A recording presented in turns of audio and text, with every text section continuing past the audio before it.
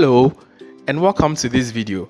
As part of the selling process, you have to be able to teach customers how to use the software in their business. Once they finish paying for it, you promise them a solution to their problem.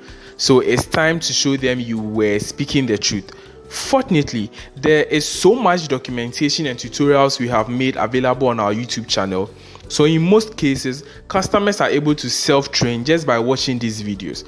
You can also charge a fee for in-person training and onboarding. It's essentially your business, so you are free to put a value on your services. When you join the reseller community, you have access to regular trainings about how to price your services. So let's jump straight into the essential tips you need to cover to get your new customer up and running.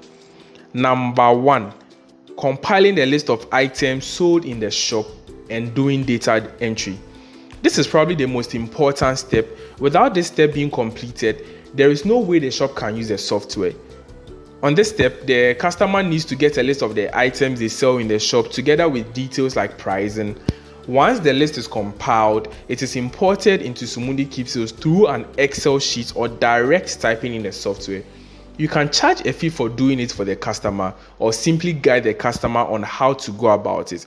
We have extensive tutorial videos on how to enter the products of shops into Sumundi Keepsales. You can also learn about the different types of shops and the different strategies applied to entering their data. The links are all provided in the description.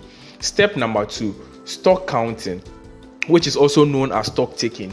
In step 1, if you remember, we talked about entering the data of the customer into Sumundi Keepsales, but at that stage, we were not really concerned about the actual quantities of the items. It's usually best practice to reserve inputting quantity of items as the next step because lots of product adjustment and renaming are usually done on step 1. So inputting product quantities at that stage will only lead to errors. So on this step, the customer can perform a store-wide count of all items in their shop and updates the information on Sumundi Keepsales. This process can be a very long and tiring process, but it's extremely crucial. Notwithstanding, you can support the customer in doing this for a fee as well, and that is another source of income for your business. The last step happens to be hardware setup. This is an optional step depending on the agreements with the customers. During this step, you guide the customer on how to connect all their devices, printers, cash drawers, scanners, etc. Some customers are able to do that on their own internally or will want to engage your services for a fee. We have a full tutorial video on how to connect all the devices in the setup. The link is in the description. You have done amazingly well by getting to this stage.